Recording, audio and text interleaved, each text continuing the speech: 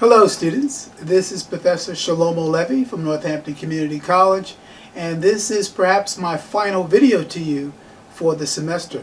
The last time I spoke to you in this way was right after the coronavirus disruption, and I described our plan for how to proceed, and I'm happy to say today that we've made it through to the end. This is the final week of the semester, and I want to begin by congratulating you and thanking you for your determination, your persistence, and your winning attitude. This was indeed a challenge. It's something that has never happened in my career, in the history of the college, and we got through it. And I know it was very difficult and disruptive for many students, but this was a testament to your character, and it's going to be a key to your future success, not only in college, but in life. So I thank you for that, and I don't want to take that for granted.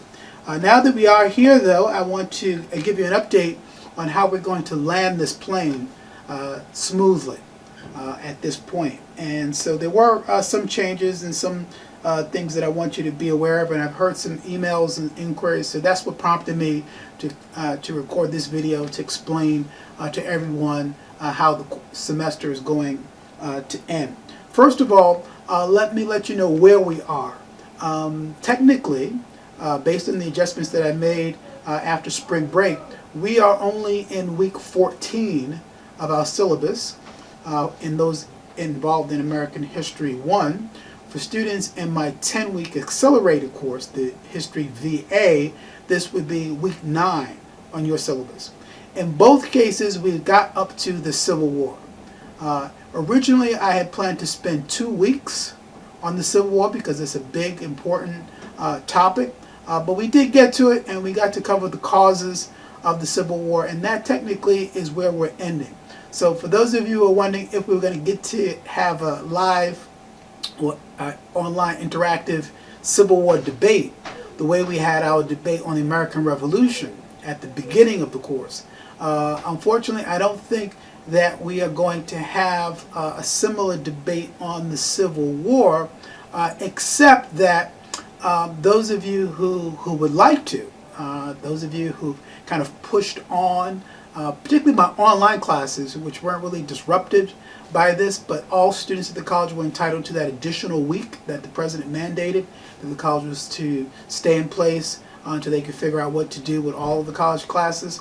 So, so technically we are in week 14 or week 9 online, and so therefore, let me just make this clear, there is no required debate on the Civil War. However, for those of you who are disappointed about that, debate discussion is available in Blackboard. So in all of my classes, in all of the sections, that section is there. The teams are already set in terms of which students would be on the Confederate side, which students would be on the Union side, basically the opposite of the way it was in the American Revolution. And so for those of you who are capable and maybe even anxious, I encourage you and invite you to go ahead and debate. If you're not able to, again, there's no reason to ask for special permission to be exempt from it. You will not be required to participate. So hopefully that makes it clear. We are technically at week 14, but for a good number of the students, if you like to debate, go right ahead. But that is where we are. Now for my other sections, and again, apologize for making one video, but I think it makes sense in a way because most of what I'm saying is true for all of my classes. But if you are in the Black Experience course, we're ending at the Civil Rights Movement. And your papers are due by May 7th. So I'm extending the deadline. Technically, classes are over May 4th, and papers should have been due this week. But because of all the confusion and delays, I've pushed the deadline back to May 7th. And for students in my American History 2 honors class, your papers are due also on May 7th. And we got to Ronald Reagan. That's where we ended our course. We got to Ronald Reagan, and we're ending there.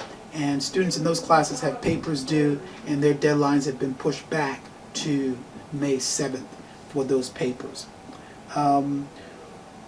For, again, the students in American History 1, although you don't have the debate, I do ask you to pay special attention to the historical documents on Abraham Lincoln. So we did take a deep dive into understanding Abraham Lincoln as an important figure in the Civil War, and I included a number of very vital documents, including personal letters that he wrote, some of his important speeches in the Lincoln-Douglas debate, and the Cooper Union speech, his first inaugural address, his second inaugural address, the Gettysburg Address.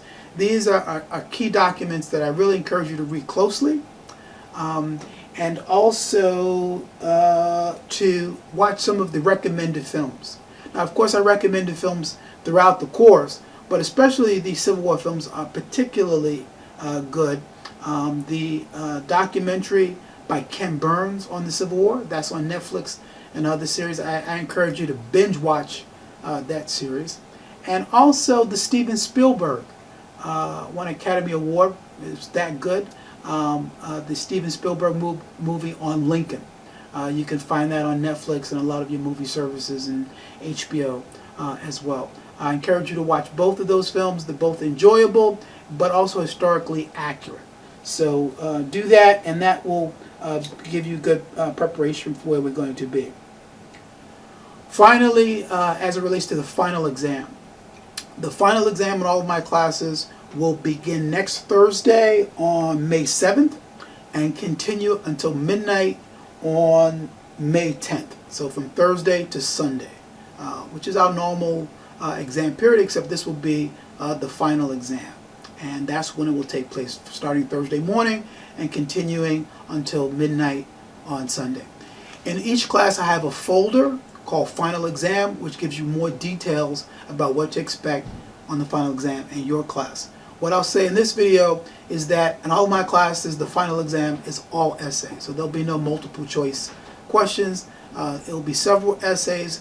The questions will be thematic, not necessarily about any one particular period, which we've studied, and I've tested you individually on those periods. But this is about themes of the course, like freedom, democracy, justice, war, economics, education, gender, race, these kind of thematic questions, and you'll apply them to particular periods in American history covered by our course. So I give some details on that. I also give a hint to the students in American History 1 that at least one of the essays, there's going to be 3 to 4 essays, at least one of the essays on your final exam is going to be about the Civil War. So that's just a hint for you. For the other classes, again, I have folders and instructions explaining what the Civil War, or what your final exam will be.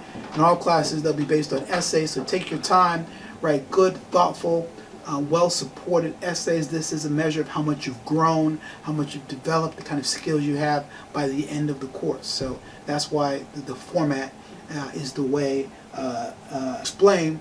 Your discussion questions each week were supposed to be practice and getting you used to thinking about thought questions, about writing critically analyzed responses to these questions. And most of you have been doing that all semester long. So that's basically what you're going to do on the final exam. So take your time. These exams are not timed in the same way that your previous exams were, where you had 2 hours to take it. In this case, you can close the exam, take a break, come back, and work on another essay over the period of the exam period from Thursday to Sunday. So you don't necessarily have to write 3 essays in one sitting, but you do have to write them before the end of the exam period. So those are the announcements. If you have any other questions not covered in this video, please shoot me an email. I'll try to get back to you promptly. And I wish you all a happy and safe conclusion to the semester. I wish you best of luck in the rest of your academic career. And if you ever need letters of recommendation, don't forget about me, and I'll be happy to tell future colleges what a wonderful student you were. So take care and be well.